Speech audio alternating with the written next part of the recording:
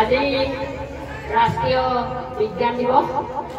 আমি আমাৰ বিদ্যালয়ত আজি ৰাষ্ট্ৰীয় বিজ্ঞান দিৱস উদযাপনৰ লগত সংগতি ৰাখি দুটামান তোমালোকলৈ আমি বিজ্ঞানৰ প্ৰদীপন লৈ আহিছোঁ আৰু সেয়া আমি তোমালোকৰ আগত দেখুৱাম, তোমালোকে চাবা।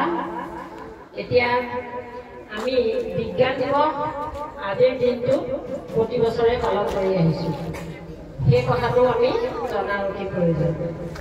বিজ্ঞানী চি.ভি. ৰমন তেওঁ 1930 চনৰ 28 ফেব্ৰুৱাৰী তাৰিখে বিজ্ঞানত নোবেল বঁটা পোৱাৰ বাবে তেওঁৰ স্মৃতিত আজিৰ দিনটোত ৰাষ্ট্ৰীয় বিজ্ঞান দিৱস হিচাপে পালন কৰি অহা হৈছে। আমাৰ জীৱনত বিজ্ঞানৰ অবিহনে আমি এতিয়া আগবাঢ়ি যোৱাটো কঠিন, গতিকে আমি বিজ্ঞানৰ খোজত খোজ মিলাই যাবই লাগিব। সেয়েহে তোমালোকে এতিয়াৰ পৰাই বিজ্ঞানৰ এই জ্ঞানখিনি ল'বলৈ চেষ্টা কৰিবা। আমাৰো তোমালোকক ইয়াৰ জ্ঞান দিয়াৰ অকণমান আমি প্ৰয়াস কৰিছোঁ। গতিকে আমাৰ ছাৰ বাইদেৱে এয়া তোমালোকলৈ লৈ আনিছে। 9টা আমাৰ পৰীক্ষা আছে, এই 9টা পৰীক্ষা তোমালোকক কৰি আমি দেখুৱাম আৰু তোমালোকে চাবা, উপভোগ কৰিবা আৰু তোমালোকেও এইখিনি কৰি যাবলৈ চেষ্টা কৰিবা। আগ্নেয়গিৰি হয়, ভূমিকম্পৰ ফলত আগ্নেয়গিৰি হয়। সেই আগ্নেয়গিৰিৰ এয়া তোমালোকক এটা থিম বনাই দেখুৱাইছে ছাৰে। ইয়াত কেনেকৈ লাভা ওলাই, বিস্ফোৰণ হৈ লাভা ওলাই আহে, এয়া তাৰে তোমালোকক উদাহৰণ। তোমালোকে এবাৰ চাই বা আকৌ নিজৰ নিজৰ স্থিতি ল'বা, তাৰপিছত আমি দেখুৱাম। এবাৰ আহা, তোমালোক যোৱা, আকৌ নিজৰ স্থিতিত থিয় হ'বা, গৈ থাকা।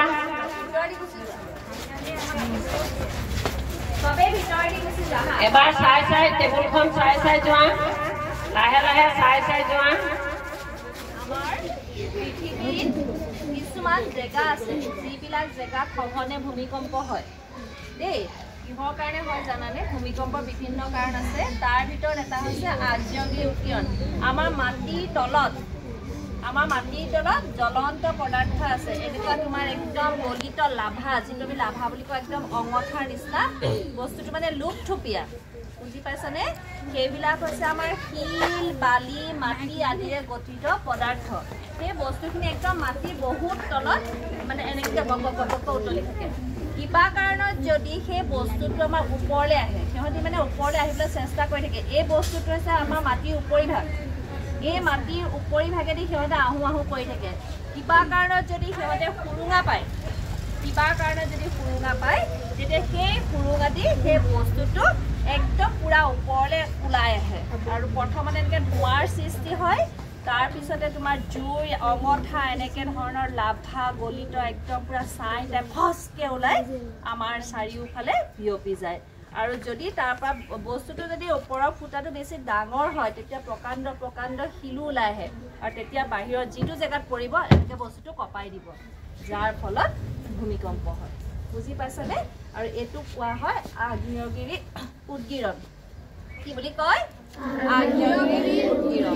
এতিয়া ইয়াৰ পৰা ধোঁৱা ওলাই আছে, এইটো আৰু বেছি দেৰি থাকিলে ব্লাষ্ট হ'ব, বিস্ফোৰণ হ'ব। বুজি পাইছানে? সাগৰৰ তলত আমাৰ তেলৰ পুং থাকে নহয়, জানা নাজানা? জানা। তাৰ পৰা যদি কিবা কাৰণত তেল ওলাই পেলাই আমাৰ সাগৰৰ পানী বা নদীৰ পানী বা পুখুৰীত ক'ৰবাত যদি তেল বস্তু পৰে, কেতিয়াবা তাত জুই লাগিব পাৰে। তেতিয়া তোমাকে জুইটো কেনেকৈ নুমুৱাবা? চাবা দেই। এতিয়া এইখিনি পানী, আমি এতিয়া পানীত জুই লাগিলে কি কৰিম চাবা দেই।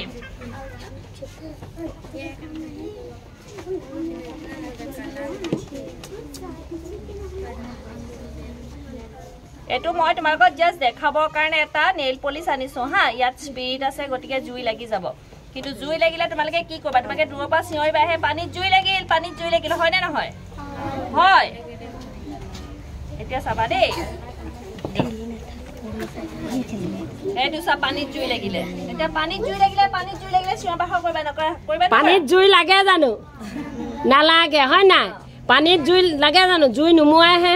কিন্তু পানীত কেনেকৈ জুই লাগিলে? এই বাইদেৱে যে দিলে নখ পালিচটো, তাত কি আছে কেমিকেল আছে ৰাসায়নিক পদাৰ্থ আছে আৰু সেই ৰাসায়নিক পদাৰ্থ থকাৰ কাৰণে এইয়া পানীত জুই লাগিলে দেখিছা সেই জুইটো বৰ্তমান নুমাব লাগিব নহয় হয়নে নহয় তেতিয়া আমি কি কৰিম পানীৰ লগত জুইটো মিলাই দিম পানী পালে সি নুমাই যাব চাবা দে এইটো ভাল লাগিল নে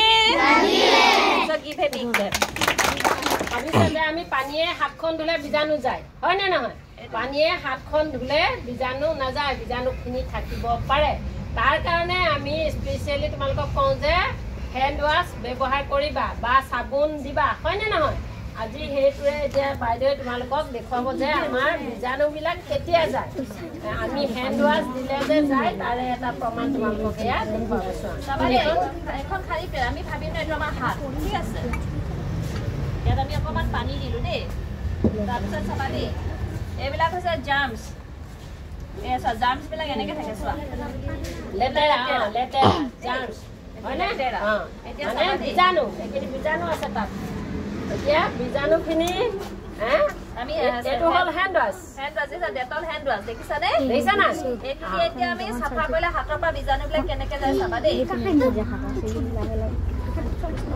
আমি একদম ললো নহয় এতিয়া লৈ পেলাইছে এই জাৰ্মছখিনিৰ মাজত আমি এৰি দিলোঁ জাৰ্মছবিলাক কেনেকৈ গৈ আছে দেখিছানে বাইদেউৰ আঙুলিৰ পৰা প্ৰথমতে গোটেই আছিলে এতিয়া হেণ্ড ৱাছটো দি বাইদেৱে আঙুলিয়া যেতিয়া দি দিলে জাৰ্মছখিনি আঁতৰি গ'ল বীজাণুখিনি আঁতৰি গ'ল গ'লনে যদি তোমালোকৰ আৰু মন যায় চাফা হ'বলৈ আৰু দিবা এইটো এটা তোমালোকক পৰীক্ষাৰ বাবে দেখুৱাইছে এয়া গিলাচ লৈছে গিলাচত পানী ন ছাৰ আৰু ইনোৰ পেকেট লৈছে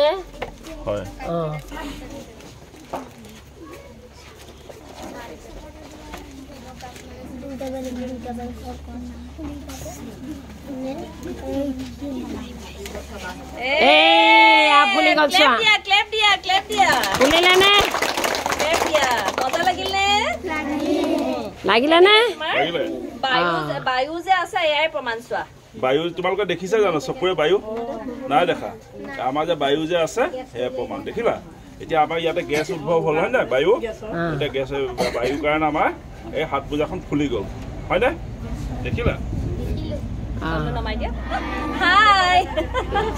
ভাল লাগিছে নে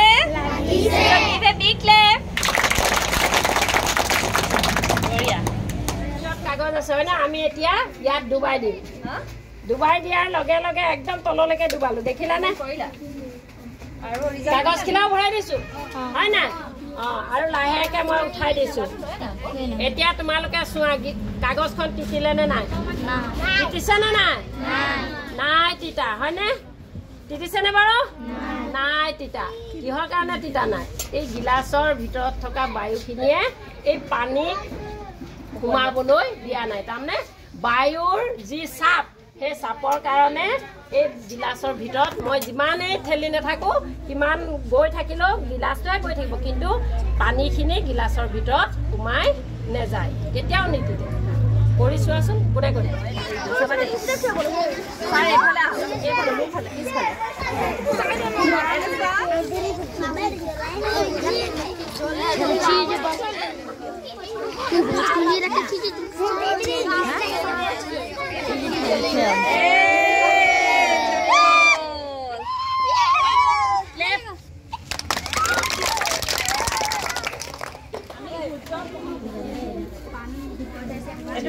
আমি পানীত চেনিটো মিলাই দিলো দেই তাৰপিছতে কি কৰিলো চাবাগে এইটো কি হয় চেম্পু কিয় খানে এতিয়া আমি চুলিত নাখানোচোন আমি ইয়াতে দিওঁ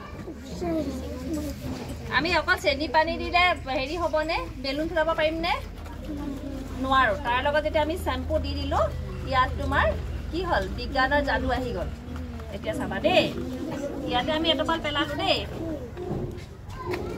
এতিয়া ইয়াতে পেলালো চাবা দেই চবে চাবা দেই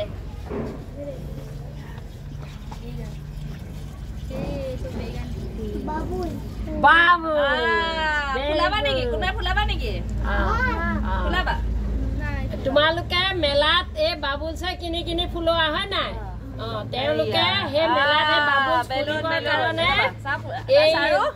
এইকেইটা পদাৰ্থই ব্যৱহাৰ কৰে চেম্পু চেনি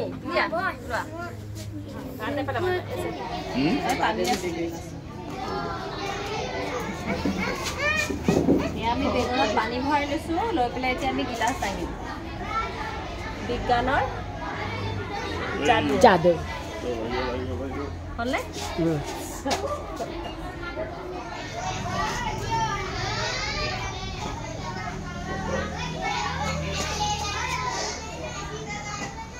এয়া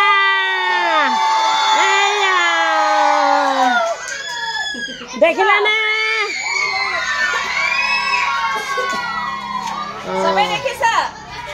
চবে দেখিছা নে